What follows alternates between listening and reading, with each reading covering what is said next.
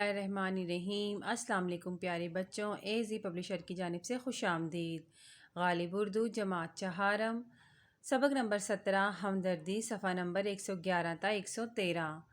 ذیل میں دیے گئے الفاظ کے معنی کو سمجھیں اور یاد کریں۔ امور، احکام یا معاملات، طیش، غصہ، دھاڑ، شیر کے گرجنے کی آواز، سکوت، خاموشی، ظلم، ناانصافی یا زیادتی، رعایا، عوام یا متی۔ سبق کے مطابق سوالات کے جوابات دیجیے۔ ظالم بادشاہ کو اپنی رعایا کے ساتھ رویہ کیسا تھا؟ ظالم بادشاہ کا اپنی رعایا کے ساتھ رویہ بہت ظالمانہ تھا۔ غلام نے بادشاہ کے سامنے سر کیوں نہ جھکایا؟ غلام نے کہا کہ ہم سب کا فرض ہے اور ہم سب کو حکم ہے کہ صرف اللہ تعالیٰ کے سامنے سر جھکائیں۔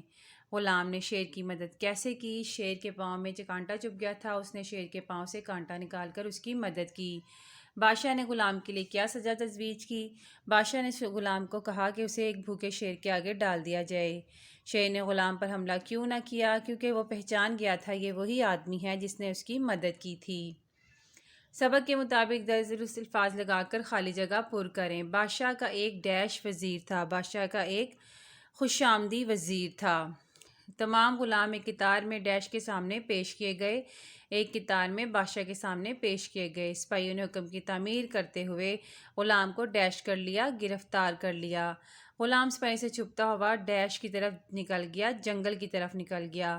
کانٹا نکلتے ہی شیر کی ڈیش ختم ہو گئی، شیر کی تکلیف ختم ہو گئی۔ مقررہ دن پر لوگ یہ ڈیش منظر دیکھنے کے لیے اکٹھے ہو گئے۔ لوگ یہ ہیبت ناک منظر دیکھنے کے لیے اکٹھے ہو گئے۔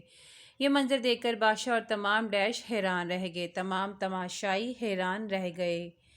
ذیل میں دیے گئے الفاظ کو غور سے سن کر غلط تلفظ والے الفاظ کی نشاندہی کیجیے اور درست تلفظ اونچی آواز میں بول کر بتائیے۔ غلام، غلام، ظلم، قطار، انکار، منظر، پیٹھ اور سکوت۔ اس سبق کا خلاصہ اپنے الفاظ میں لکھیے۔ دیے گئے اشاروں کی مدد سے کہانی لکھیے اور اس کا اخلاقی سبق بھی بتائیے۔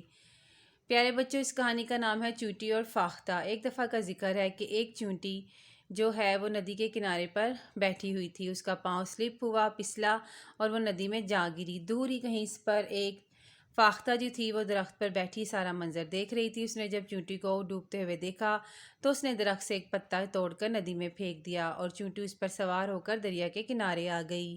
کچھ دنوں کے بعد ایک شکاری وہاں پر آیا اور اس نے نشانہ باندھا اور وہ فاختہ کو مارنے کے لیے تیار ہو گیا، لیکن چونٹی یہ سب کچھ دیکھ رہی تھی۔ چونٹی نے اس کے پاؤں پہ کاٹ لیا، شکاری کا نشانہ خطا ہو گیا اور جو بندوق کی گولی تھی وہ کہیں اور جا کر لگ گئی اور جو فاختہ تھی وہ بچ گئی۔ اس لیے دونوں نے ایک دوسرے کی مدد کی۔ اس سے ہمیں سبق ملتا ہے کہ ہمیں ایک دوسرے کے کام آنا چاہیے۔ اسکول کی لائبریری سے کہانیوں کے کچھ کتب منگوانے کے لیے پرنسپل کے نام درخواست لکھیے۔ نے اور کو لکھ کر جملے مکمل کیجیے۔ بادشاہ نے غلام کو قتل کر دینے کا حکم دیا۔ سپاہیوں نے حکم کی تعمیل کی اور غلام کو گرفتار کر لیا۔ قریب تھا کہ شیر غلام کو بھنبھوڑ ڈالے۔ غلام ڈیش بادشاہ ڈیش اپنی رحم دلی کی کہانی سنائی۔ غلام نے بادشاہ کو اپنی رحم دلی کی کہانی سنائی۔ بادشاہ ڈیش غلام ڈیش معاف کر دیا۔ بادشاہ نے غلام کو معاف کر دیا۔ دی گئی گنتی اور عددی ترتیب سے زبانی جملے بنائیے۔ 15واں، 7، 28، 30 اور 50واں۔ آپ نے ان سے جملے بنانے ہیں، جیسے 15واں، میرا 15واں سپارہ ہے، میں 7 سال کا ہوں، میرے ابو کی عمر 28 سال ہے۔ 30ویں، میری بہن کی عمر 30ویں ہے، 50ویں، میری دادی 50ویں عمر میں ہے۔ اس طرح آپ نے اور بہت سے مزید جملے بنانے ہیں۔ پیارے بچوں، ویڈیو دیکھنے کا شکریہ۔